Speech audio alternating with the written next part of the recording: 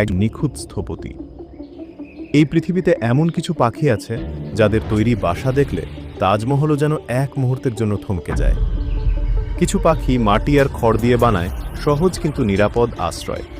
আবার কিছু পাখি এমন অবিশ্বাস্য ডিজাইনে বাসা বানায় যা দেখতে একেবারে ইঞ্জিনিয়ারিং ম্যাজিক। এই বাসাগুলো শুধু থাকার জায়গা নয়, এগুলো হলো প্রকৃতির তৈরি অপূর্ব নকশার জীবন্ত শিল্পকর্ম। কোথাও আছে প্রাকৃতিক ফ্যানের মতো বাতাস চলাচল, কোথাও তাপমাত্রা নিয়ন্ত্রণের ব্যবস্থা, গরমে ঠান্ডা, শীতে উষ্ণ। আর কিছু বাসা তো দেখলে মনে হবে একেবারে 5 স্টার হোটেল।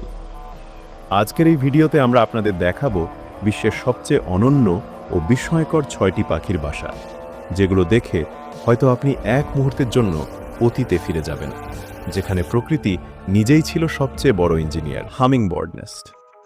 হামিংবার্ডের বাসাকে বলা হয় পৃথিবীর সবচেয়ে নিখুঁত ও শিল্পসম্মত পাখির বাসা।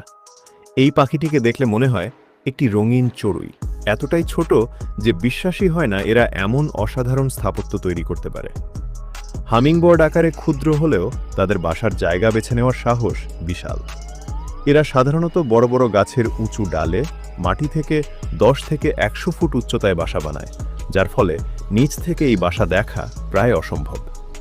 এই বাসা তৈরি করে শুধু মেয়ে হামিংবার্ড মাত্র 5 থেকে 10 দিনের মধ্যেই সে গড়ে তোলে এক নিখুঁত শিল্পকর্ম। বাসা বানাতে তারা ব্যবহার করে নরম খড় ও মাকড়সার জাল। এই মাকড়সার জালই হলো আসল ম্যাজিক। এর জন্যই হামিংবার্ডের বাসা হয় স্ট্রেচেবল, মানে বাচ্চারা বড় হতে থাকলে বাসাটাও ধীরে ধীরে প্রসারিত হয়, ভেঙে পড়ে না। দেখতে এই বাসাগুলো এমন যেন একটি ছোট নারকেল উপরে থেকে নিখুঁতভাবে কেটে বসানো হয়েছে। কিন্তু সৌন্দর্যের পাশাপাশি হামিংবার্ডরা নিরাপত্তাকেও সমান গুরুত্ব দেয়। তারা বাসার চারপাশে পাতা আর প্রাকৃতিক রং এমনভাবে বসায় যাতে দূর থেকে বাসাটাই চোখে না পড়ে। ফলে শিকারী পাখিরা বুঝতেই পারে না এই ছোট্ট শিল্পকর্মের ভেতরে লুকিয়ে আছে নতুন জীবনের স্পন্দন। এটাই হামিংবার্ডের বাসা, ছোট শরীরে বড় প্রতিভা আর প্রকৃতির এক নিঃশব্দ মাস্টারপিস। নাম্বার 5-এ আছে মন্তেজুমা ওরোপেন্ডোলা নেস্ট। কোস্টারিকা, পানামা আর দক্ষিণ মেক্সিকোর জঙ্গলে পাওয়া যায় এই উজ্জ্বল রঙের উচ্চ স্বরে ডাক দেওয়া রহস্যময় পাখিটিকে। কিন্তু এদের সবচেয়ে বড় পরিচয় এদের অবিশ্বাস্য বাসা নির্মাণ শিল্প। এই পাখির বাসা সাধারণ নয়, এগুলো লম্বা, ঝুলন্ত এবং বোনা ঝুড়ির মতো, যা তৈরি হয় উদ্ভিদের ফাইবার, লতা আর ঘাস দিয়ে। একটি বাসার দৈর্ঘ্য হতে পারে 6 ফুট পর্যন্ত। দূর থেকে দেখলে মনে হয় গাছ থেকে ঝুলে থাকা প্রাকৃতিক শিল্পকর্ম। কিন্তু এখানেই শেষ নয়। মন্তেজুমা ওরোপেন্ডোলা একটি সামাজিক পাখি। একটি মাত্র গাছেই ঝুলে থাকতে পারে 20 থেকে 100টি বাসা, যা পুরো গাছটাকেই রূপ দেয় এক জীবন্ত ন্যাচারাল অ্যাপার্টমেন্টে। এই দৃশ্য এতটাই চমকপ্রদ যে অনেকেই একে জঙ্গলের ঝুলন্ত শহর বলে। এই ঝুলন্ত ডিজাইনের পেছনে আছে ভয়ঙ্কর বুদ্ধি। বাসাগুলো দোল খায় বাতাসে, ফলে সাপ, বানর কিংবা অন্য শিকারী প্রাণী সহজে সেখানে পৌঁছাতে পারে না। আর কোনো বিপদ এলে সব পাখি একসাথে জড়ো হয়ে দলবদ্ধভাবে বাসা রক্ষা করে। আরও অবাক করা বিষয় হলো এই বাসাগুলো সাধারণত তৈরি হয় গাছের সবচেয়ে উঁচু, সরু আর নড়বড়ে ডালে, যেখানে শিকারীদের পৌঁছানো প্রায় অসম্ভব। কখনো কখনো এরা বাসা বানায় পানির কাছাকাছি, যাতে নিরাপত্তা হয় দ্বিগুণ। এই পুরো নির্মাণ কাজের মূল স্থপতি হলেন মেয়র ওরোপেন্ডোলা পাখি। তিনি বুনে চলেন প্রতিটি ফাইবার, প্রতিটি গেট, যাতে বাসাটি থাকে নিরাপদ, ভারসাম্যপূর্ণ আর খারাপ আবহাওয়ার মাঝেও অটুট। নাম্বার 4-এ আছে সোশিয়েবল উইভার বার্ড নেস্ট। এটি ছোট্ট পাখি, কিন্তু যার চিন্তাধারা বিশাল। এদের বাসা দেখলে প্রথমেই মনে হবে এটা কোনো বাসা নয়, একটা মেগা স্ট্রাকচার। বিশ্বের সবচেয়ে বড় পাখির বাসা হিসেবে পরিচিত এই নীড় গাছ বা বিদ্যুতের খুঁটির ওপরে তৈরি হয়, আর এর ওজন হতে পারে 1 টন পর্যন্ত। একটি বাসার ভেতরেই থাকে 100 থেকে 500টি পাখি। এটা শুধু বসবাসের জায়গা নয়, এটা একটা পূর্ণাঙ্গ কমিউনিটি। বাসার ভেতরে আছে একাধিক আলাদা আলাদা চেম্বার, কোথাও ডিম পাড়ার জায়গা, কোথাও বিশ্রাম, আবার কোথাও নিরাপদে ঘুমানোর ঘর। সবচেয়ে অবাক করার বিষয় হলো এই বাসার রয়েছে প্রাকৃতিক তাপ নিয়ন্ত্রণ ব্যবস্থা। তীব্র গরমে ভেতরটা থাকে ঠান্ডা আর শীতল রাতে ভেতরে জমে থাকে উষ্ণতা। বিনা বিদ্যুতে একটা নিখুঁত ন্যাচারাল এসিআর হিটার। বাসার বাইরের বাইজিরের অংশ তৈরি হয় কাঁটাযুক্ত ডাল, শক্ত ঘাস আর খড় দিয়ে। প্রবেশদ্বারগুলো ইচ্ছা করেই রাখা হয় ছোট আর জটিল, যাতে সাপ, ঈগল বা অন্য শিকারীরা সহজে ঢুকতে না পারে। এই বিশাল কাঠামো কোনো একক পাখির কাজ নয়, পুরো দল একসাথে কাজ করে, বছরের বছর ধরে বাসাটাকে তৈরি করে, মেরামত করে, বড় করে। এই বাসা এতটাই স্থায়ী যে এক প্রজন্মের পর আরেক প্রজন্ম একই নীড়ে বড় হয়। নম্বর 3-এ আছে ম্যালিফাউল বার্ড নেস্ট। ম্যালিফাউল শুধু পাখি নয়, একে বলা হয় প্রকৃতির ইঞ্জিনিয়ার। কারণ এদের বাসা কোনো সাধারণ নীড় নয়, এটা একটা বিশাল জৈব টিলা। এই টিলা তৈরি হয় মাটি, শুকনো পাতা, ঘাস আর বিভিন্ন জৈব উপাদান দিয়ে। এর প্রস্থ হতে পারে 4.5 মিটার, উচ্চতা প্রায় 1 মিটার আর ওজন পৌঁছায় 300 থেকে 400 কিলোগ্রাম পর্যন্ত। কিন্তু সবচেয়ে অবাক করা বিষয়, এই টিলাই কাজ করে একটি প্রাকৃতিক থার্মোস্ট্যাট হিসেবে।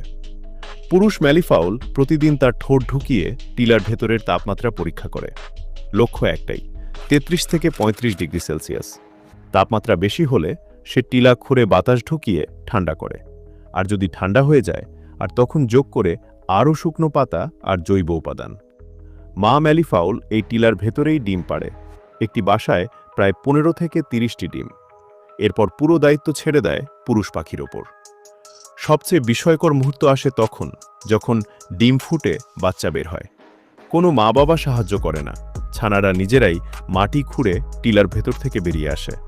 আর বের হয়েই তারা হাঁটতে পারে, খাবার খুঁজতে পারে, এমনকি উঠতেও পারে। নম্বর 2-এ আছে উইভার বার্ড নেস্ট। এই ছোট পাখিকে চিনি আমরা সবাই বাবুই পাখি নামে, কিন্তু এর বানানো বাসা একটা জীবন্ত ইঞ্জিনিয়ারিং মাস্টারপিস। বাবুই পাখির বাসা তৈরি হয় ঘাস, খড়, পাতা আর লতা দিয়ে।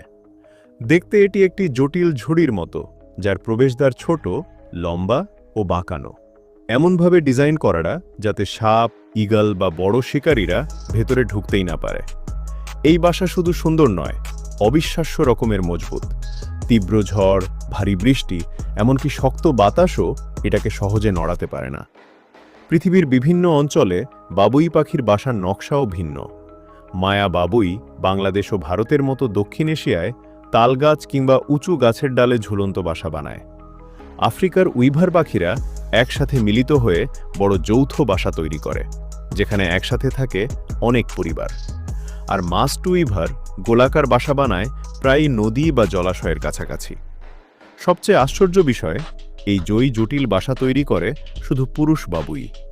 মেয়ে বাবুই তখন নীরবে বাসা পরীক্ষা করে, প্রবেশপথ ঠিক আছে কিনা, গঠন মজবুত কিনা, সবকিছু যাচাই করার পরই সে সিদ্ধান্ত নেয় এই পুরুষটিকে জীবনসঙ্গী হিসেবে নেবে কিনা। যদি বাসা পছন্দ না হয়, পুরুষ বাবুই নিজের বানানো পুরো বাসা ভেঙে ফেলে, আবার নতুন করে শুরু করে। একটি নিখুঁত বাসা বানাতে প্রয়োজন হয় 500 থেকে 1000 বার ঘাস আর লতার সংযোগ। Number 1, bower bird nest. এরা পাখি নয়, যেন প্রকৃতির জন্ম দেওয়া একজন শিল্পী। বর বার্ড পাওয়া যায় অস্ট্রেলিয়া ও নিউগিনির জঙ্গলে, কিন্তু এদের সবচেয়ে বড় পরিচয়, এরা বাসা বানায় না, এরা বানায় আর্ট গ্যালারি। এই বাসাগুলোতে ডিম পাড়া হয় না, এই বাসা তৈরি হয় শুধু একটাই উদ্দেশ্যে, মেয়ে পাখিকে মুগ্ধ করার জন্য। পুরুষ বর বার্ড ঘাস, কাঠি আর লতা দিয়ে একটি সুচারু কাঠামো বানায়। তারপর শুরু হয় আসল কাজ, সাজানো। ফুল, রঙিন পালক, পাথর, শামুকের খোলস, কাচের টুকরো, প্লাস্টিক, এমনকি মানুষের ফেলে দেওয়া জিনিসও। সবচেয়ে আশ্চর্যের বিষয় জানেন, প্রতিটি বর বার্ড একটা নির্দিষ্ট রঙে পাগল। কেউ শুধু নীল জিনিস সংগ্রহ করে, কেউ সবুজ, কেউ আবার হলুদ। পুরো বাসা সাজানো হয় একই রঙের থিমে, যেন একজন পেশাদার ডিজাইনার কাজ করেছে। এরপর শুরু হয় শো। পুরুষ বর বার্ড নাচে, গান গায়, অন্য পাখির আওয়াজ নকল করে, এমনকি মানুষের শব্দও কপি করে। মেয়ে পাখি দূর থেকে দেখে নীরবে বিচার করে। বাসার সৌন্দর্য, রঙের সামঞ্জস্য, পুরুষটির সৃজনশীলতা, সব কিছু। যদি একটুও পছন্দ না হয়, সে চলে যায়, কোনো সুযোগ নেই। শুধু সবচেয়ে নিখুঁত শিল্পীই পায় ভালোবাসার পুরস্কার। এই ছিল পৃথিবীর কিছু সবচেয়ে সুন্দর, সবচেয়ে বিস্ময়কর আর সবচেয়ে বুদ্ধিমান পাখির বাসা।